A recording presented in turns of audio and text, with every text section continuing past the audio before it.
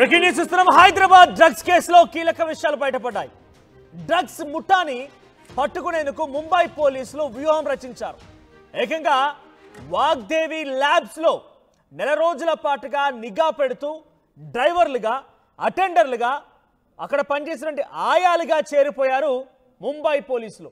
చాలా పక్కాగా స్కెచ్ వేసుకున్నారు. మనం సినిమాల్లో మాత్రమే చూస్తూ ఉంటాం.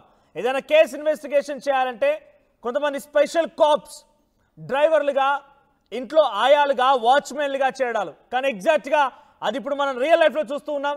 వాగ్దేవి ల్యాబ్స్లో డ్రగ్స్ సరఫరా జరుగుతుందనే దానికి ముంబై పోలీసులకి పక్కా సమాచారంతో ఆ కంపెనీలో డ్రైవర్లుగా, అటెండర్లుగా, ఆయాలుగా చేరిపోయి నెల రోజుల పాటుగా పనిచేస్తూ ఎక్కడి నుంచి సప్లై అవుతోంది, డ్రగ్స్ ఎలా వస్తోంది, ఎక్కడికి సప్లై చేస్తున్నారు, కెమికల్ ఫ్యాక్టరీ ముసుగులో డ్రగ్స్ సరఫరా చేస్తున్నటువంటి ఆ ముఠాని అన్ని కోణాల్లో కూడా పరిశీలించి నెల రోజుల తర్వాత రెడ్ హ్యాండెడ్గా పట్టుకున్నారు. మత్తు మందు సరఫరా చేస్తున్నారు నిర్ధారించుకున్న తర్వాత ఈ దాడులు చేశారు. పోలీసుల దాడిలో 12,000 కోట్ల రూపాయల డ్రగ్స్ ని స్వాధీనం చేసుకున్నారు పోలీసులు. 13 మంది నిందితులను కూడా అదుపులోకి తీసుకున్నారు. సో ఈ దెబ్బతో తెలంగాణ వ్యాప్తంగా కెమికల్ ల్యాబ్ల పైన ఎక్సైజ్ అధికారులు దాడులు చేస్తున్నారు. చెర్లపల్లి, పాశమైలారంలో విస్తృతంగా ఆయా కంపెనీల్లో తనిఖీలు జరుగుతున్నాయి, ల్యాబుల్లో తనిఖీలు జరుగుతున్నాయి. సో చాలా మంది సిటీ అవుట్స్కట్స్ లో ఇటువంటి దందాలకే తెరలేపుతూ ఈజీ మనీ కోసం తెరలేపుతూ ఉంటారు. కొంతమంది అలవాటు లేని యువకులకు కూడా ఇది అలవాటు చేయించి అధిక మొత్తంలో డబ్బులు సంపాదించాలని ఒక దురాలోచనతో ఈ డ్రగ్స్ కంపెనీలన్నీ కూడా, అంటే ఈ ల్యాబ్స్ అన్ని కూడా ఈ రకంగా దుర్మార్గాలకు పాల్పడుతున్న ముఠాలే. సో మనం జనరల్గా సినిమాల్లో చూస్తూ ఉంటాం, కానీ రియల్ లైఫ్లో జరిగింది. వాచ్మెన్లుగా, అటెండర్లుగా, డ్రైవర్లుగా, ఆయాలుగా ముంబై పోలీసులు వాగ్దేవి ల్యాబ్స్కి చేరుకొని ఇక్కడి నుంచే సప్లై అవుతున్నటువంటి ఆ విధానాన్ని పసిగట్టారు. రోజు కొన్ని కోట్ల రూపాయల ట్రాన్సాక్షన్ జరుగుతున్నాయి. సో ఏకంగా ఒకేసారి చాలా పక్కాగా అన్ని ఆధారాలతో గమనించిన తర్వాత 12,000 కోట్ల రూపాయల డ్రగ్స్ ని స్వాధీనం చేసుకున్నారు పోలీసులు. ఈ దెబ్బతో తెలంగాణ వ్యాప్తంగా ఎక్సైజ్ అధికారులు వివిధ ల్యాబ్స్ పైన, కెమికల్ ఫ్యాక్టరీల పైన దాడులు నిర్వహిస్తూ ఉన్నారు. సో దాని నేపథ్యంలోనే చెర్లపల్లి, పాశమైలారంలోని కంపెనీల పైన, అటు మేడ్చల్, జీడిమెట్లోని కొన్ని కంపెనీల పైన కూడా దాడులు జరుగుతూ ఉన్నాయి. మరి ఎటువంటి విస్తుపోయే విషయాలు బయటపడతాయో చూడాలి. సో ప్రస్తుతానికి అసలు పోలీస్ ఆపరేషన్ ఎలా జరుగుతోంది, ఎటువంటి తనిఖీలు తెలుసుకుందాం. ప్రతినిధి పెట్రిషియా లైవ్లో సిద్ధంగా ఉన్నారు. ఎస్ పెట్రిషియా, రాష్ట్ర వ్యాప్తంగా ఏ కెమికల్ ఫ్యాక్టరీలో, ఏ ల్యాబుల్లో తనిఖీలు జరుగుతూ ఉన్నాయి? సో తనిఖీలో ఎంతమంది అధికారులు పాల్గొన్నారు? ఏకకాలంలోనే ఈ తనిఖీలను జరుగుతున్నాయి? అప్డేట్స్ ఏంటి? ఎస్, ఇప్పటికే మహారాష్ట్ర పోలీసులు అంతు చూసే వరకు వదిలేదే లేదని చెప్తున్నారు. ఇప్పటి వరకు హైదరాబాద్లో డ్రగ్స్ దొరుకుతాయని తెలుసు, కానీ డ్రగ్సే తయారు చేస్తున్నారని ఎప్పటికీ తెలీదు. చెర్లపల్లి ఫేజ్ 5 దాదాపు 5 years కూడా ఫార్మస్కి సంబంధించిన ప్రోడక్ట్స్ దొరుకుతున్నాయంటూ కూడా చెప్పడం జరిగింది. కానీ దాంట్లో మాత్రం మెత్ డ్రగ్స్ తయారు చేస్తున్నారని కూడా బయటపడింది. ముంబై పోలీస్ ఆకస్మిక తనిఖీలలో ఈ గుట్టు అంతా కూడా రట్టయిందనే చెప్పొచ్చు. దాదాపు 12 కోట్ల విలువ చేసే అక్కడున్న అదంతా కూడా బయటపడింది. ఒక ఫీమేల్ క్యారెక్టర్ పేరు ఫాతిమా మురాగ్ షేక్ అలియాస్ ముల్లా, ఒక బంగ్లాదేశ్కి సంబంధించిన 23 years యువతి మెత్ దాదాపు 120 grams తీసుకొని వెళ్తున్న టైంలో కూడా ఆగస్ట్లో ముంబై పోలీసులు అరెస్ట్ చేయడం జరిగింది. ఆమె ఇచ్చిన సమాచారం మేరకు కూడా దాదాపు 60 places కూడా తనిఖీలు చేశారు. ఒక ఐటీ ఎంప్లాయీని కూడా పట్టుకున్నారు. దాదాపు 26 లక్షలు విలువ చేసే మెత్ మాత్రం ఆమె దగ్గర కూడా స్వాధీనం చేసుకున్నారు. ఇదంతా కూడా ఎక్కడ జరుగుతుంది అంటే వాగ్దేవి ల్యాబ్స్, అక్కడనే మెత్తో సహా డ్రగ్స్ అంతా కూడా అక్కడనే తయారవుతున్నారు. ముంబై క్రైమ్ బ్రాంచ్ కూడా తనిఖీలు చేయడం జరిగింది. దాదాపు 12,000 కోట్ల విలువ చేసే మెత్ అంతా కూడా దాదాపు 112 డ్రమ్స్లో కూడా ఈ డ్రగ్స్ అంతా కూడా దొరికిందని తెలుస్తుంది. ఒకవైపు అక్షరాల 12 కోట్లు విలువ చేసే మెత్ అని కూడా తెలుస్తుంది. ఇదంతా కూడా బడా ఇంటర్నేషనల్ డ్రగ్ మాఫియా అనే చెప్పొచ్చు. ప్రస్తుతము ముంబై పోలీసులు కూడా అదే వెల్లడిస్తున్నారు. పెద్ద ముట్టు అని కూడా చెప్తున్నారు. ఈ డ్రమ్ముల కొద్ది డ్రగ్స్ని అంతా కూడా ముంబైకి తరలించడం జరిగింది. ఎవరైతే ఇక్కడ ప్లాంట్ యజమాని ఉన్నాడో అతను శ్రీనివాస్ అనే వ్యక్తి కూడా అరెస్ట్ చేశారు. ఫాతిమా, ముంబైలో దొరికిన ఫాతిమా మరి శ్రీనివాస్కి కూడా లింక్ ఉందని తెలుస్తుంది. ఇన్నేళ్ళు ఎక్కడెక్కడ దందా చేశారు, ఎవరెవరికి మీరు సరఫరా చేశారు, ట్రాన్స్లేట్ వారెంట్ ప్రకారం కూడా నిందితులను పట్టుకోవడం జరిగింది. హైదరాబాద్ అబ్బాయిని మరియు పంజాబీ అబ్బాయిని, వీళ్ళిద్దరిని కూడా ప్రస్తుతము ఇంటరాగేట్ వాళ్ళ మేనేజ్మెంట్ కి తెలిసే ఈ డ్రగ్స్ ప్రొడక్షన్ జరుగుతోందా? ఆ ల్యాబ్స్ ఎవరివి? దీంతో పాటు లింకప్ లో ఇంకా కొన్ని, ఎందుకంటే బేసిక్ గా ఈ ల్యాబ్స్ అన్ని కూడా సిండికేట్ లో ఉంటూ ఉంటాయి. సో ఆ ల్యాబ్స్ అన్ని కూడా ఇతర వాళ్ళకు కూడా వ్యాపించిందా? ఇతర ల్యాబ్స్ లో ఇతర కెమికల్ ఇండస్ట్రీలో కూడా ఈ డ్రగ్స్ తయారీ జరుగుతోందా? ఎస్, విజయ్ ఓలేటి ఎవరైతే ఈ వాగ్దేవి ల్యాబ్స్ ఓనర్ ఉన్నాడో, దాదాపు ఇది ఫస్ట్ టైం కాదు, అనేక సార్లు దొరికాడు. ఇన్ఫ్లుయెన్స్ వాడి మరి కూడా అతను బయటికి రావడం జరిగింది. ఈ క్రమంలోనే ముంబై పోలీసులు ప్రత్యేక నిఘా పెట్టారు. ఒకవైపు గురుగ్రామ్ నుంచి, హైదరాబాద్ నుంచి కూడా వాళ్ళు లీజ్కి తీసుకున్న ఏదైతే బిల్డింగ్ ఉందో అక్కడ ఫార్మా కంపెనీ అంటూ కూడా వీళ్ళు డ్రగ్స్ చేయడం జరిగింది. వాగ్దేవి ల్యాబ్లో కూడా తనిఖీలు చేశారు. ఇదే కాకుండా చెల్లపల్లిలో పాటు నాచారంలో ల్యాబ్స్ కొన్ని దగ్గరలో కూడా ఈ డ్రగ్స్ తయారు చేస్తున్నారు, సరఫరా చేస్తున్నారు, బయట మార్కెట్స్లో కూడా పంపిస్తున్నారని తెలుస్తుంది. మెత్త ఏదైతే ఉందో ముంబైయే కాకుండా హైదరాబాద్, బెంగళూరు ఇదంతా కూడా నెట్వర్క్ అంతా కూడా భారీగా వ్యాపిస్తుంది. ఇంటర్నేషనల్ లింక్స్ కూడా ఉన్నాయని కూడా తెలుస్తుంది.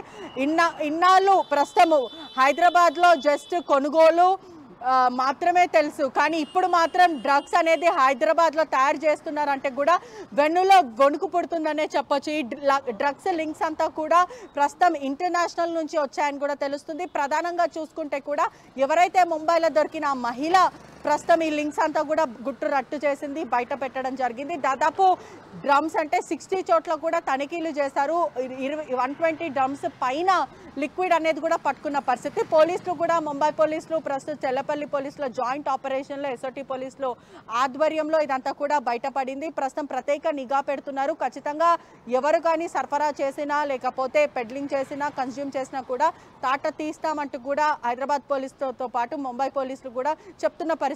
తెలంగాణలో కూడా ఇప్పటికే తెలంగాణ రాష్ట్ర ప్రభుత్వం కూడా డ్రగ్స్ పైన ఉక్కుపాదం మోపుతున్న పరిస్థితి. అయినప్పటికీ కూడా డ్రగ్స్ సరఫరా, పెడ్లింగ్, కన్జ్యూమింగ్ జరుగుతుంది హైదరాబాద్లో అని ఇప్పటి వరకు కూడా అనుకున్నాం. కానీ హైదరాబాద్లోనే దాదాపు 12,000 కోట్లు విలువ చేసే పెద్ద డ్రగ్ మాఫియా ముఠా బయటపడిందంటే జస్ట్ ఇమాజిన్.